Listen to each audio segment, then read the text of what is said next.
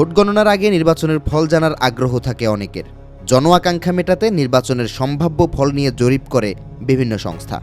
যদিও জরিপের রেজাল্ট নিয়ে সমালোচনা থাকে অনেক, তবে জরিপটি যদি করে দেশের গোয়েন্দা সংস্থা, সেক্ষেত্রে কি পূর্বাভাস মেনে নেবেন? সম্প্রতি বিভিন্ন গোয়েন্দা সংস্থা দেশের বিভিন্ন আসনে সম্ভাব্য ফলাফল নিয়ে জরিপ করেছে, যেখানে দেখা যায় বাংলাদেশ জাতীয়তাবাদী দল বিএনপি দেশের বড় অংশে এগিয়ে আছে। তবে অনেক আসনে জামাত ও বিএনপির বিদ্রোহী প্রার্থীরা তীব্র প্রতিদ্বন্দ্বিতা করতে পারেন। সম্প্রতি দৈনিক জনকণ্ঠ ও ভোরের কাগজ সহ বেশ কয়েকটি গণমাধ্যমে উঠে এসেছে এই তথ্য। গোয়েন্দা জরিপে উল্লেখ করা হয়, উত্তরাঞ্চলের পঞ্চগড় ও ঠাকুরগাঁওয়ে বিএনপি প্রার্থীরা বেশিরভাগ আসনে জিততে পারেন। দিনাজপুরের 6টি আসনের মধ্যে 4টিতে জয় পেতে পারে বিএনপি, একটিতে জামাত এবং একটিতে বিএনপির বিদ্রোহী প্রার্থী। রংপুর ও কুড়িগ্রাম অঞ্চলেও বিএনপি এগিয়ে থাকলেও কিছু আসনে হাড্ডাহাড্ডি লড়াই হবে। গাইবান্ধায় 2টি আসনে বিএনপি, 2টি আসনে জামাত এবং 1টি আসনে বিদ্রোহী প্রার্থী জয়ী হতে পারেন।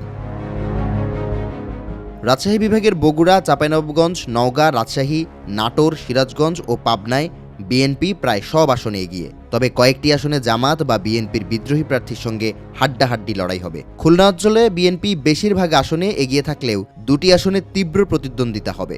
বরিশাল ও পার্শ্ববর্তী জেলার মধ্যে ঝালকাঠি, পিরোজপুর, ভোলা ও বরগুনায় বিএনপি প্রার্থীর জয়ের সম্ভাবনা বেশি। কিছু আসনে জামাত বা বিদ্রোহী প্রার্থীর সঙ্গে প্রতিদ্বন্দ্বিতা থাকবে।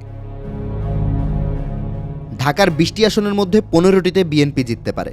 বাকি আসনে জামাত, বিএনপির বিদ্রোহী অথবা খেলাফতে মজলিসের প্রার্থীরা প্রতিদ্বন্দ্বিতা করবেন। গাজীপুর ও নরসিংদীতে বিএনপি প্রতিদ্বন্দ্বিতায় এগিয়ে। নারায়ণগঞ্জের 3টি আসনে বিএনপি, একটিতে ত্রিমুখী লড়াই এবং একটিতে বিএনপি বা বিদ্রোহী প্রার্থীর সম্ভাবনা রয়েছে।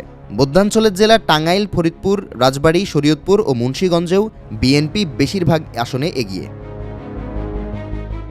উত্তর পূর্বাঞ্চল ও সিলেট অঞ্চলে ময়মনসিংহ, নেত্রকোনা, কিশোরগঞ্জ, শেরপুর, সিলেট ও মৌলভীবাজারে বিএনপি প্রায় সব আসনে এগিয়ে। তবে কিছু আসনে জামাত বা বিএনপির বিদ্রোহী প্রার্থীর সঙ্গে প্রতিদ্বন্দ্বিতা হবে। চট্টগ্রাম বিভাগে 35টি আসনে বিএনপি জয়ী হতে পারে। 3টি আসনে জামাতের জয়ের সম্ভাবনা আছে। বাকি আসনে বিজয় নির্ধারণ হবে বিএনপি, জামাত, বিএনপির বিদ্রোহী ও অন্যান্য প্রার্থীদের প্রতিদ্বন্দ্বিতার মাধ্যমে। সার্বিকভাবে গোয়েন্দা প্রতিবেদনের ফলাফলে দেখা যায়, দেশের বিভিন্ন অংশে বিএনপি এগিয়ে থাকলেও অনেক আসনে ত্রিমুখী বা চতুর্মুখী লড়াই হবে।